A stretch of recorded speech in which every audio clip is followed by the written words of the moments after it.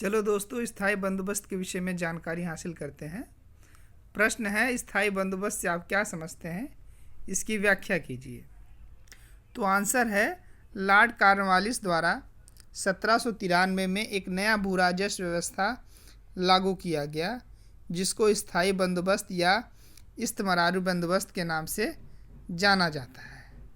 और ये बंदोबस्त जो है बंगाल, बिहार, उड़ीसा, बनारस तथा उत्तरी कर्नाटक का जो उत्तरी भाग था वहाँ पर ये स्थायी बंदोबस्त व्यवस्था लागू की गई। और स्थायी बंदोबस्त की विशेषता क्या है? इसकी पहली विशेषता है, जमींदारों को भूस्वामी मान लिया गया। यानी कि स्थायी बंदोबस्त के अंतर्गत जो है जमींदारों को भूमि का स्वामी मान लिया गया, और जब तक वह टैक्स देते रहेंगे। यानी भूमि का उन्हें तब तक स्वामी माना जाएगा जब तक वह उस ज़मीन का टैक्स देते रहेंगे। दूसरा पॉइंट है, किसानों को अधिकारों से वंचित। यानी कि स्थायी बंदोबस्त के अंतर्गत किसानों का जो ज़मीन पर अधिकार था उसको उससे वंचित कर दिया गया। तीसरा पॉइंट है, भू राजस्व हमेशा हेतु निश्चित।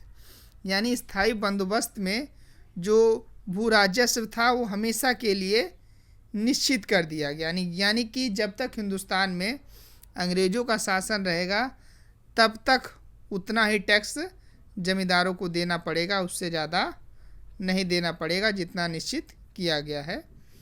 अगला पॉइंट है, हर परिस्थिति में लगान देना अनिवार्य। यानी स्थायी बंदोबस्त में कैसी भी कंडीशन हो, अकाल पड़े, सूखा पड़े, बाढ़, हर परिस्थिति में जमींदारों को लगान देना जरूरी था।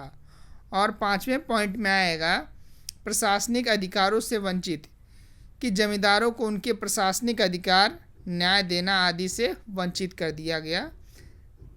ये थी स्थायी बंदोबस्त की मुख्य विशेषता। और इसी में एक अगला प्रश्न बनता है हमारा, ये स्थायी बंदोबस्त या इस्तमरारी बंदोबस्त लागू क्यों किया गया? तो स्थायी या इस्तमरारी बंदोबस्त लागू करने के निम्नलिखित कारण थे। पहला कारण था निश्चित राजस्व की प्राप्ति हेतु।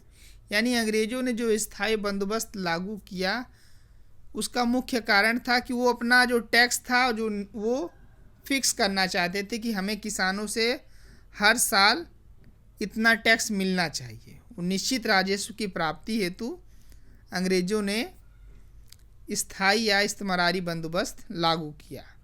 दूसरा पॉइंट था कि जमींदारों में सुरक्षा का भाव पैदा करना। जमींदारों में सुरक्षा का भाव उत्पन्न करने हेतु स्थायी बंदोबस्त लागू कर दिया गया। या यदि इसकी व्याख्या की जाए तो अंग्रेज चाहते थे कि जिसको भूमि दी जाए वो हमेशा के लिए दी जाए, ताकि उसके अंदर वो सुरक्षा का भाव पैदा हो, उसके अंदर वो निवेश करे, ज़मीन के अंदर निवेश करे। इसके उद्देश्य से भी स्थायी बंदोबस्त लागू किया गया। और तीसरा पॉइंट है, वफादार वर्ग की प्राप्ति। अंग्रेज चाहते थे कि स्थायी बंदोबस्त के माध्यम से उनको एक ऐसा वफादार